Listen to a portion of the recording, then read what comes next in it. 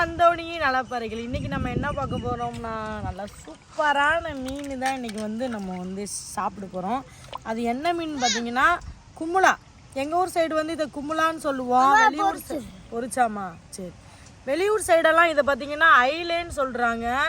நிறைய பேர் ஐலேன்னு சொல்கிறாங்க. இங்கே பார்த்தீங்கன்னா நம்ம குமுலான்னு தான் நம்ம சொல்லுவோம். இந்த மீனை பார்த்தீங்கன்னா சூப்பராக வந்து பார்த்தீங்கன்னா நம்ம பொரிச்சு கிளைக்கா. பெரியம்மா கும்பலா சாப்பிட மாட்டானா, அதனால கிளைக்க எடுத்து போட்டிருக்கா. இந்த கும்பலாவை பார்த்தீங்கன்னா சூப்பராக பொரிச்சு ரசம் வச்சு நம்ம எல்லாரும் செம்மையாக சாப்பிட போகிறோம். வீடியோ முழுசா பாருங்க. வாங்க வீடியோக்குள்ள போகலாம்.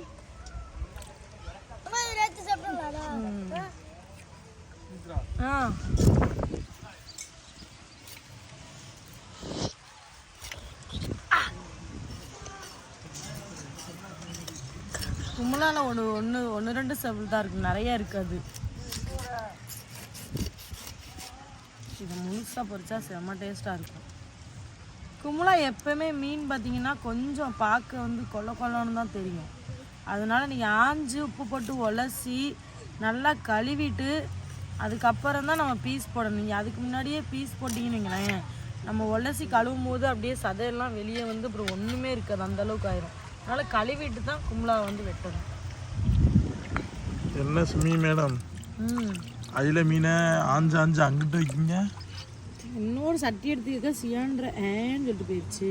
சரி, மண்ணில் படுத்திய மண்ணு படுது, ஒன்றும் பிரச்சனை இல்லை. மண் எங்கே படுது, உப்பு போட்டு உலசி கழுவிட்டோம்னா வேலை முடிச்சு.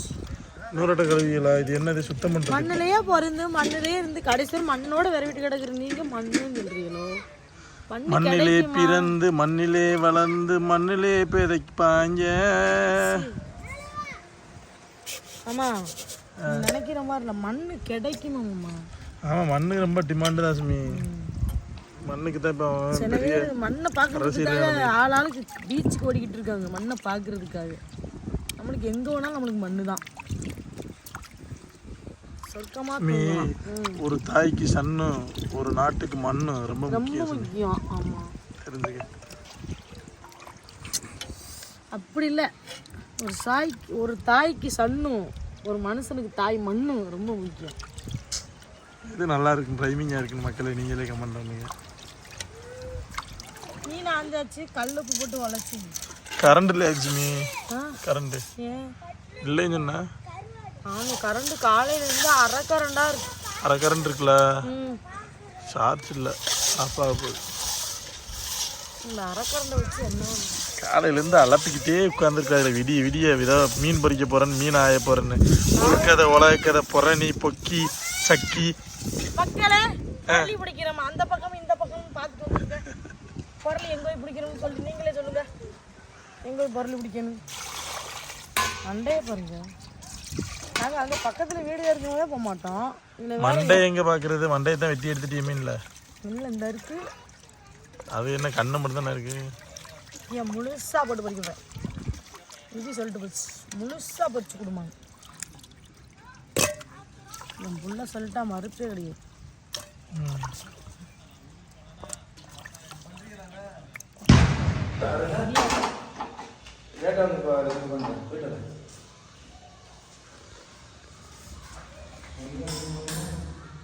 சரியா?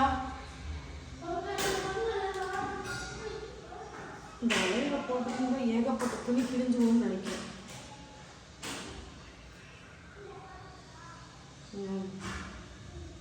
இது ரொம்ப அப்படியே கிளியா ஆரம்பிச்சிருந்தோம்மா.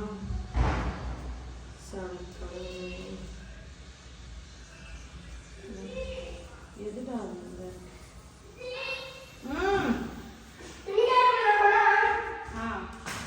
சரியாமா?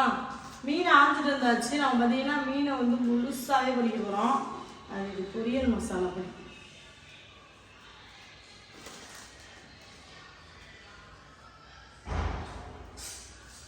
சரியா?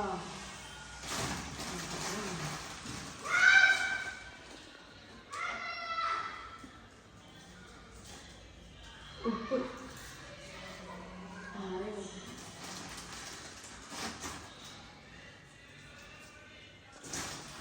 போடே.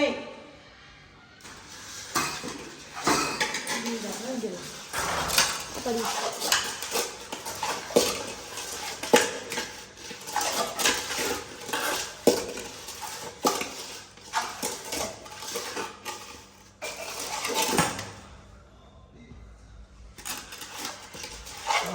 அடுப்பு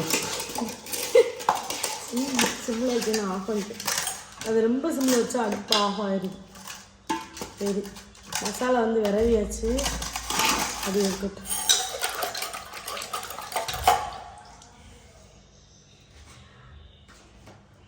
எண்ணெய் காஞ்சிட்டு அப்படியே மசாலாவில்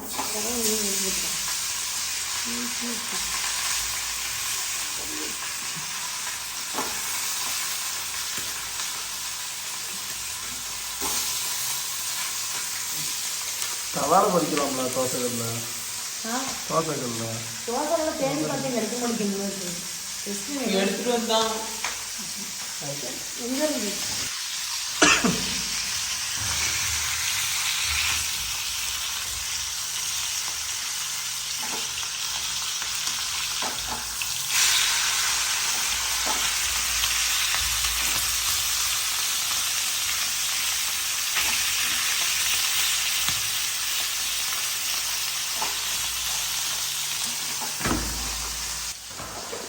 குமுலா மீன் பொரியல் ரெடி ஆயிடுச்சு.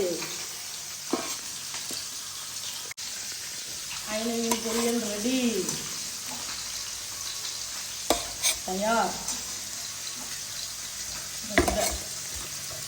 ஆயிரம் மீன் பிடிக்க போனேன் ஆத்துல, ஒரு ஆளா மீன் மாட்டிக்கிட்டு சேத்துல.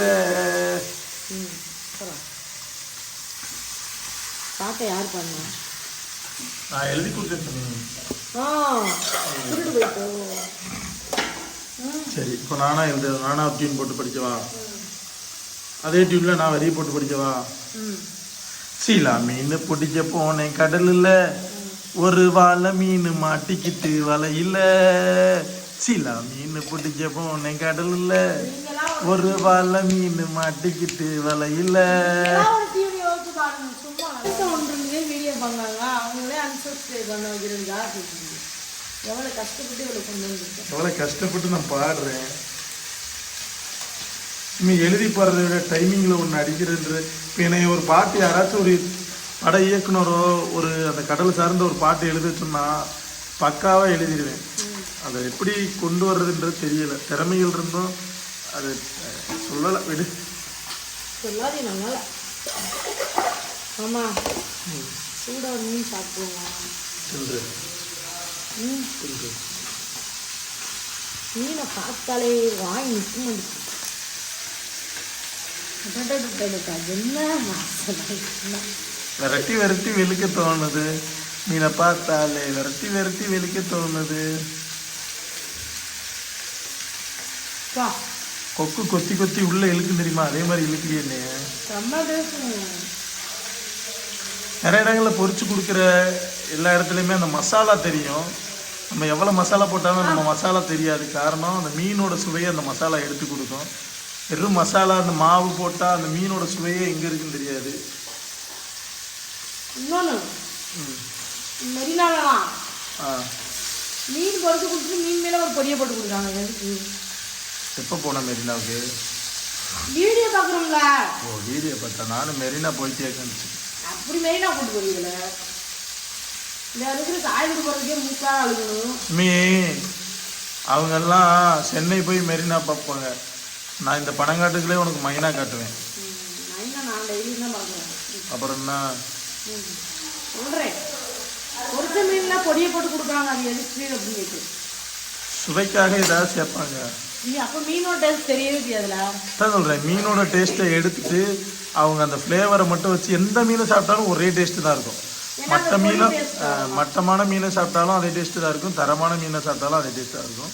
நிறைய பேருக்கு மீன்னா மீன் மட்டும் தான் தெரியும். ஆனால் கடலில் எக்கச்சக்க வகையான மீன் இருக்கு. ஒவ்வொன்றும் ஒரு ரேட் இருக்கு. ஒவ்வொரு மீனுக்கும் ஒவ்வொரு சுவை இருக்கு. உண்மையாக சொல்கிறேன். வாழை மீன் குழம்பு வச்சா அது ஒரு டேஸ்ட் இருக்கும். சீலா மீன் குழம்பு வச்சா அது ஒரு டேஸ்ட் இருக்கும். நகர மீன் குழம்பு வச்சா அது ஒரு டேஸ்ட்ல இருக்கும். இந்த சூட மீன் குழம்பு வச்சா அது பக்காவான டேஸ்ட்ல இருக்கும். நிறைய பேருக்கு தெரியாது. ஆனால் மெரினால மீன் வச்சு கொடுக்கும்போது அது மேலே அந்த பொடியை போட்டு கொடுத்துருக்காங்க. அவ்வளோதான். அவங்க சாப்பிட்றதுக்கு தான் அந்த பொடி பேசுவாங்க. மீன் கண்டிப்பாக சாப்பிடவே மாட்டாங்க நான் நினைக்கிறேன். ஒரு மாதிரி கிழக்கான ஒதுக்குறீங்களே. ஒதுக்கல தனியா கிழக்கா நகர என்ன நகர கும்பலா சைஸ்ல இருக்கு. ஒத்த நகரையில இங்க மொத்த மீனும் மறைஞ்சிருச்சே.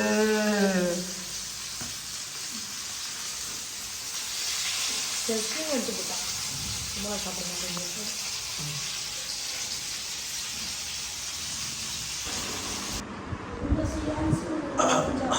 எல்லா சின்னதுகளும் வேட்டையாடிட்டு மிச்ச மீதி பானை காலி, குழம்பு காலி, ரசம் காலி, மீன் காலி. நான் இது பக்காளி இந்த மாதிரி அப்புறம் நீ துவையில வச்சு தின்னுக்கிட்டு இருக்காங்க. ஒரு மீன் பழைய மீன் நகரையாவது எடுத்துக்கூடிய உங்களுக்கு. அவதான் அது முள்ளைக்கு சியான்ஸ் கேட்டிருக்கான். ஏன் சியான்சி கும்பலா சாப்பிட மாட்டாங்க? கும்பலா இருக்குல்ல, கும்பலா ஒன்று கொடுங்க, அதை கொடுங்க. அவன் சாப்பிடுவான். நீ தான் கும்பலா அப்படிங்க. நான் அதான் சொன்னேன், கும்பலா சாப்பிட மாட்டேன்னா கிடைக்காதான் பொறிச்சோம். அவங்க அண்ணன் கிடைக்காதான் போயிட்டு தின்ட்டா. அதான் வச்சு தவிர இதெல்லாம் மீனே இல்லைனாலும் சும்மா ரசத்தை வச்சு தின்றேன். அப்படிப்பட்டால் தான் எனக்கு சாப்பாடு கிடைச்சா போதும். ஊறு தண்ணியை குடிச்சு வாழ்ந்துடும். ஆடு மாடு மாதிரி இது. பழைய ஊறு தண்ணி வச்சு குடிச்சிட்டு வந்துடும். அப்படிலாம் இல்லை, என்ன சாப்பிட்ற பொருள் கிடைச்சா நான் மட்டும் சாப்பிடுவேன். ஊறு தண்ணியும் சாப்பிட்ற பொருள் தான். இதுதான் அதுதான் ஊறு தண்ணியே இப்போ என்ன மஞ்சள் தண்ணி தானே. ஆளே பிடிச்சி வாழ்த்து நம்ம வாழ்ந்தா பிடிச்சி